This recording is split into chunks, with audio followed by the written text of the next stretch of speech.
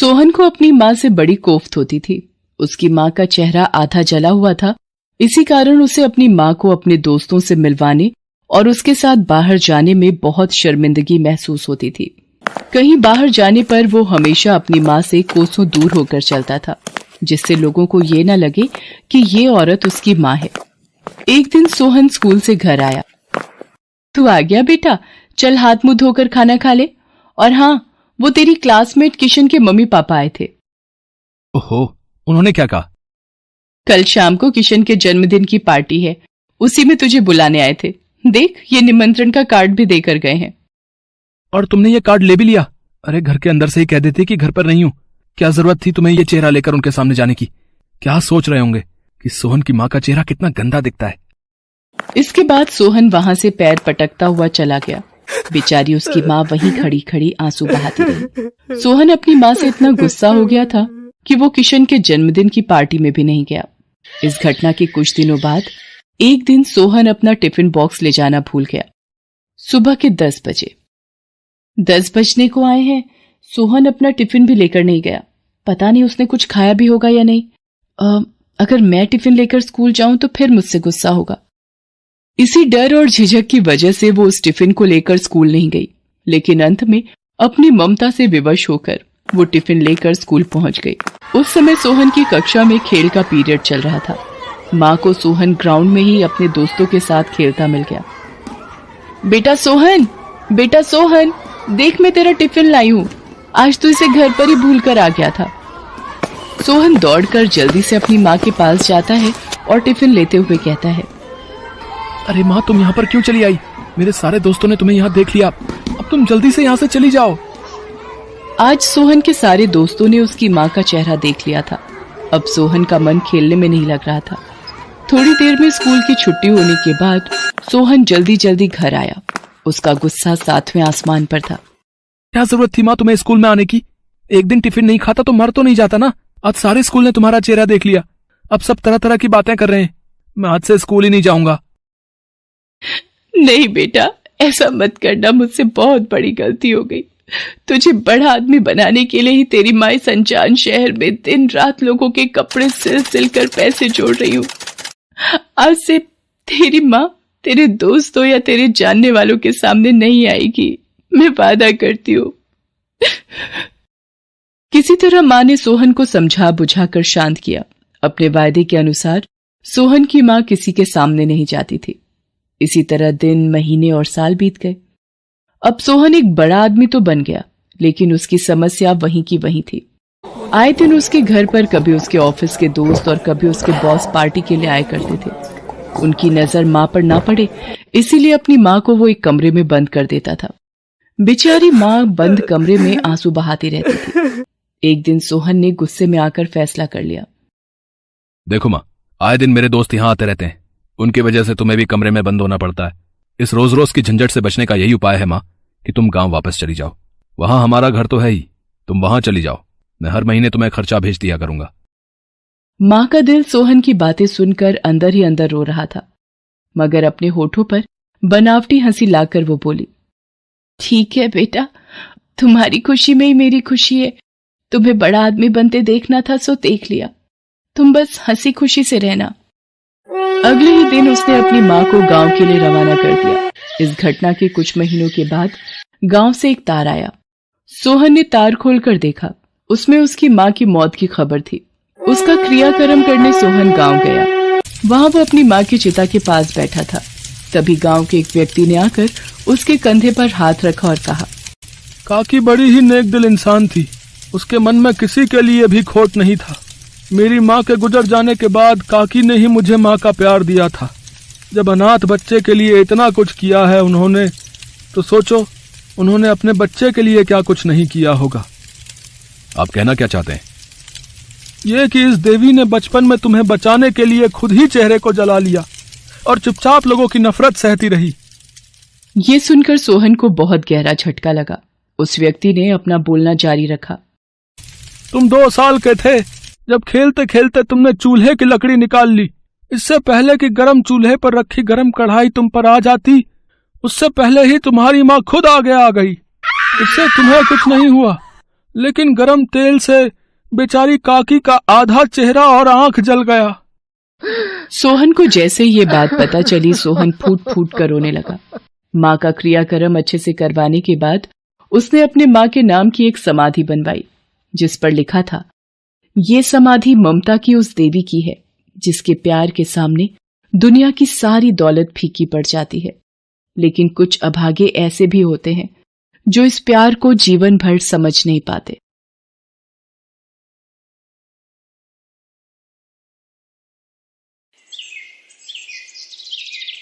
साधना सहारनपुर में अपने पति दिनेश के साथ एक छोटे कमरे में किराए पर रहती थी। साधना के 2 बच्चे थे, दीपू और पूजा। साधना का पति दिनेश कोई काम नहीं करता था, बस सारा दिन इधर उधर दोस्तों में बैठकर शराब पीकर पड़े रहना, यही उसकी आदत थी। साधना बहुत दुखी रहती थी।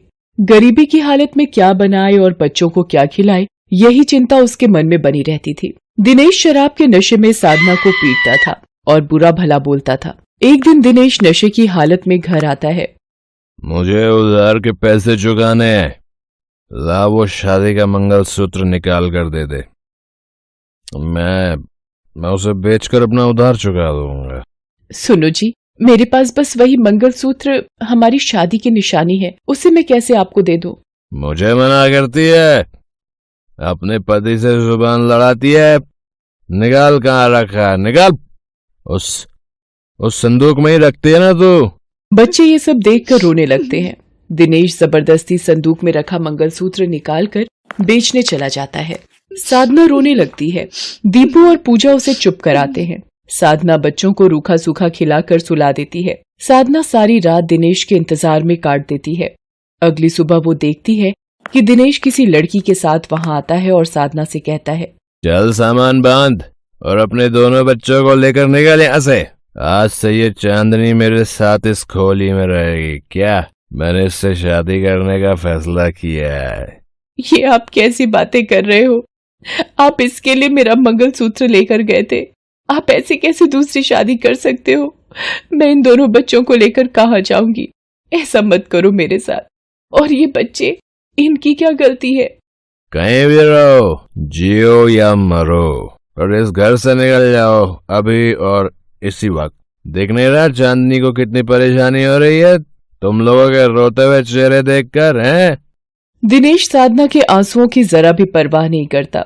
उसके सिर पर तो चांदनी से शादी करने का भूत सवार था। दिनेश को साधना और रोते हुए बच्चों पर बिल्कुल भी दया नहीं आ रही थी। साधना उस वक्त जीवन की कठिनाइयों में फंसी एक गरीब और बेसहारा माँ थी। एक गरीब माँ का संघर्ष पता नहीं आगे साधना और उसके बच्चों को किस मोड़ पर ले जाएगा। ये जाने बिना साधना बच्चों को लेकर निकल पड़ी। उसे नहीं पता था दिनेश ने उसे और बच्चों को घर से निकाल दिया था। दीपू और पूजा रात से भूखे थे। सड़क पर थोड़ा चलते हुए दीपू साधना से बोला, माँ बहुत भूख लगी है, भूख से पेट में दर्द हो रहा है। अभी थोड़ी देर रुको बेटा, मैं कुछ देखती हूँ कि कहीं कुछ मिल जाए शायद। भैया, कोई काम मिलेगा? कुछ भी काम मिल जाए, मेरे बच्चे भूखे हैं। ठीक है, ये ईंटें ऊपर की मंजिल तक पहुंचानी है। ये औरतें भी यही काम कर रही हैं। 100 रुपए मिलेंगे शाम तक की दिहाड़ी के। करना हो तो बोलो। ठीक है भैया जी, मैं ले जाती हूँ ईंटें। दीपू, पूजा, तुम लोग यहीं बैठो, मैं ये काम कर लूँ, फिर मैं तुम्हें बढ़िया बढ़िया खाना खिलाऊंगी। दीपू और पूजा को वहीं बिठाकर साधना पूरा दिन ईंट ढोने का काम करती रहती है। भूख प्यास से साधना का गला सूख रहा था, पर अपने बच्चों की भूख की खातिर वो काम करती रही। शाम के वक्त ठेकेदार ने उसे 100 रुपए दिए। साधना ने उन पैसों में से कुछ पैसों से एक होटल से रोटी और सब्जी खरीद कर बच्चों को खाना खिलाया। साधना के पास रात गुजारने की जगह नहीं थी, इसलिए बस पकड़कर वो बिजनौर अपने भाई के घर चली जाती है। साधना अपने भाई के घर पहुंचती है और सारी बात बताती है। साधना का भाई सुरेश पत्नी शोभा और एक बेटी मुस्कान के साथ रहता है। शोभा अंदर ले जाकर सुरेश से कहती है, देखो जी, ये तुम्हारी बहन यहाँ नहीं रह सकती। हमने कोई धर्मशाला नहीं खोल रखी है। इसे अभी के अभी यहाँ से भेजो, वरना मैं मुस्कान को लेकर अपने मायके जा रही हूँ। हाँ शोभा, तुम ये कैसी बातें कर रही हो? रात के अंधेरे में मैं साधना को कैसे जाने के लिए कह दूं? सुबह होने दो, फिर मैं उससे बात करता हूँ। साधना ये सब सुन लेती है और वो रो पड़ती है। सुबह जब सुरेश उठता है, साधना उससे कहती है, भैया, मैंने आपकी और शुभा भाभी की सारी बातें सुन ली है। बस कुछ दिन के लिए आप मुझे यहाँ आसरा दे दो। जैसे ही कोई इंतजाम होगा मैं यहाँ से चली जाऊंगी। कहीं भी किसी कोने में मेरे दोनों छोटे बच्चों को रहने की जगह दे दो भैया। मैं क्या करूं साधना, तुम्हारी भाभी का स्वभाव तुम जानती ही हो। फिर भी मैं उनसे बात करता हूं, तब तक तुम यहां रह सकती हो। मैं शोभा को समझाने की कोशिश करता हूं। सुरेश शोभा से कहता है कि कुछ दिनों के लिए वो साधना को घर पर रहने दे, कोई इंतजाम होते ही वो यहाँ से चली जाएगी। शोभा कुछ दिनों का सुनकर मान जाती है। साधना की बड़ी मजबूरी ये थी कि वो अपने छोटे बच्चों को लेकर कहाँ जाएगी। साधना भगवान को याद करके रोने लगती है। साधना आसपास में नौकरी ढूंढने के लिए निकल जाती है कि शायद उसे कहीं कोई काम मिल जाए। साधना के पीछे से दीपू और पूजा शोभा से कुछ खाने को मांगते तो मुंह बनाकर बासी रोटी शोभा बच्चों को दे देती थी। साधना रोजाना सुबह धूप में नौकरी ढूंढने निकलती और शाम को लौटती। तब तक बच्चे उसकी राह देखते हुए घर के दरवाजे पर ही खड़े रहते थे। साधना हिम्मत नहीं हार रही थी। एक दिन साधना काम ढूंढने निकलती है। वो देखती है कि रास्ते में अचानक एक बूढ़ी महिला चक्कर खाकर गिर जाती है। साधना उस महिला को उठाने की कोशिश करती है। थोड़ी देर के पश्चात महिला होश में आती है। साधना उस महिला से घर का पता पूछकर महिला को एक रिक्शे पर घर तक छोड़ती है। घर पहुंचने पर साधना देखती है कि ये तो एक महिला संस्थान है जहां बहुत सी महिलाएं काम कर रही हैं। वो महिला साधना को बताती है, मेरा नाम सुशीला है। पता नहीं कैसे चक्कर आ गए और तुमने मुझे संभाल लिया। शुक्रिया बेटी। तुम्हारा नाम क्या है? जी मेरा नाम साधना है। माँ जी, आज आप ये बीपी की गोली खाना भूल गई थी, तभी आपको शायद चक्कर आ गए। अगर कुछ गलत हो जाता माँ जी तो हम बेसहारा औरतों का क्या होता? आज आपकी वजह से ही हमारे सिर पर छत है। अरे बिमला, परेशान होने की बात नहीं है। इससे मिलो, ये साधना है। आज इसी ने मेरी जान बचाई है। साधना, मैं ये महिला संस्थान चलाती हूँ। जो बेसहारा औरतें गरीबी और दुख में होती हैं, ये मेरा छोटा सा संस्थान उन्हें आश्रय देने में सहायता करता है। वैसे बेटी, तुम कहाँ रहती हो? साधना रो पड़ती है और अपने सीने में दबा दुख का सारा गुबार सुशीला के सामने निकाल देती है। सारी व्यथा बताकर साधना तेज रोने लगती है, मानो कब से उसने अपने आंसुओं को समेट कर रखा हुआ हो। सुशीला उसे संभालने लगती है और हिम्मत देती है। उधर जब साधना को गए बहुत देर हो जाती है तो दीपू और पूजा इंतजार में दरवाजे पर ही खड़े रहते हैं। शोभा अपनी बेटी मुस्कान को पूड़ी कचौड़ी खिला रही होती है। मुस्कान को खाते देख दीपू भी शोभा से खाने को मांगता है तो शोभा कहती है, चल हट, मेरी बेटी को नजर लगाता है। जा यहाँ से, कुछ नहीं रखा खाने को। ले मेरी मुस्कान और पूड़ी ले बेटा। सुशीला साधना की सारी बात सुनकर दुखी होती है। वो साधना को अपने पास इसी महिला संस्थान में रहने को कहती है। साधना बेटी, तुम यहाँ रहकर अपने बच्चों को कमाकर खिला पाओगी, उनकी परवरिश कर पाओगी, उन्हें पढ़ा लिखा कर बड़ा कर पाओगी। तुम यहीं रहकर काम करो बेटी, आज से तुम यहीं रहो। सुशीला की बात सुनकर साधना को थोड़ी हिम्मत मिलती है। वो बच्चों के पास जाकर देखती है कि दीपू रो रहा है। पूजा सारी बात साधना को बताती है कि किस तरह शोभा ने दीपू के साथ गलत व्यवहार किया। वो शोभा से कहती है, भाभी, मैं अपने बच्चों को लेकर जा रही हूँ। आपका बहुत बहुत शुक्रिया, इतने दिन आपने मुझे और मेरे बच्चों को अपने घर में पनाह दी। पर साधना, तुम कहाँ रहोगी? भैया, मैं पाल लूंगी अपने बच्चों को। मेरे साथ मेरे भगवान हैं, वो मुझे हिम्मत देंगे। साधना बच्चों को लेकर सुशीला के महिला संस्थान में रहने लगती है। वहां रहकर साधना सभी महिलाओं के साथ मिलकर काम करती थी। साधना को अच्छा खाना बनाना आता था, इसलिए वो अचार बनाने का काम बखूबी निभाने लगी। सुशीला के कहने पर अब साधना ने दीपू और पूजा को स्कूल में डाल दिया था। दोनों बच्चे स्कूल जाने लगे। साधना सारा दिन मेहनत करती और बच्चों की देखभाल करती। धीरे धीरे कई साल बीत गए। सुशीला भी दुनिया से अलविदा हो चुकी थी। जाते जाते वो महिला संस्थान की सारी देखभाल साधना को सौंप गई। साधना अपनी जैसी गरीब और बेसहारा हर महिला को संस्थान में आश्रय देती थी। अब तो साधना की भी उम्र हो चली थी। साधना को पता ही नहीं चला कब उसकी उम्र ढल गई। दीपू और पूजा भी बड़े हो गए थे। दोनों कॉलेज पास कर चुके थे। साधना की बेटी पूजा एक एयर होस्टेस बन चुकी थी। वो नौकरी के सिलसिले में अब बाहर रहती थी। बेटा दीपू एक बड़ा डॉक्टर बन चुका था। अब साधना का संघर्ष लगभग पूरा हो चुका था। एक दिन जब दिनेश को साधना के बारे में पता चलता है तो वो साधना से मिलने उसके घर पहुंचता है। दीपू, देखना दरवाजे पर कोई है। आप यहाँ? कौन है बेटा, ऐसे चुप क्यों हो गया? माँ, पिताजी। आप यहाँ क्यों आए हो? मुझे माफ कर दो साधना। तुम्हारे जाने के बाद मुझे चांदनी की असलियत का पता चला। वो झूठी और मक्कार औरत थी। मेरे साथ चलो साधना, हम फिर से एक साथ रहेंगे। एक साथ रहेंगे? क्या आप मेरे बच्चों का वो बचपन लौटा पाओगे जो गरीबी में, दुख में इन बच्चों ने भूखे प्यासे गुजारा? नहीं लौटा पाओगे आप। मैं एक अकेली औरत दुनिया के तानों को सुनकर कैसे जीती रही इसकी खबर तक नहीं थी आपको। आप यहां से चले जाओ। दीपू इन्हें कह दे यहां से चले जाएं, वरना मुझे पुलिस को बुलाना आता है। दिनेश को वहां से जाने को कहकर दीपू घर का दरवाजा बंद कर लेता है। साधना दीपू से लिपट कर रो पड़ती है। एक गरीब मां का संघर्ष इतना दुख से भरा था। शायद उस दिन दीपू भी समझ जाता है और अपनी मां को गले लगाकर रोने लगता है।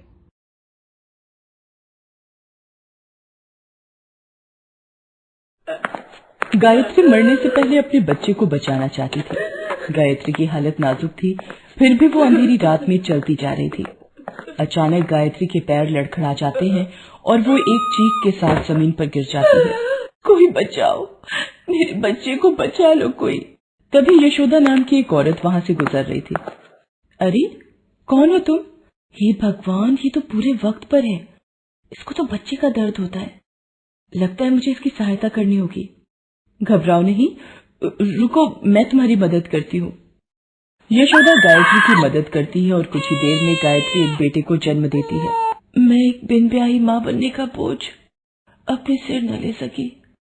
इसके पिता ने मुझे प्यार में धोखा देकर दूसरी शादी कर ली। अब मैं इस दुनिया से जा रही हूँ। मेरे बच्चे का ख्याल रखना दीदी। यशोदा कुछ समझ नहीं पाई। उसकी जिंदगी में अचानक ये कैसा रिश्ता जुड़ गया। गायत्री ने आखिरी सांस ली, तभी बच्चा रोने लगा।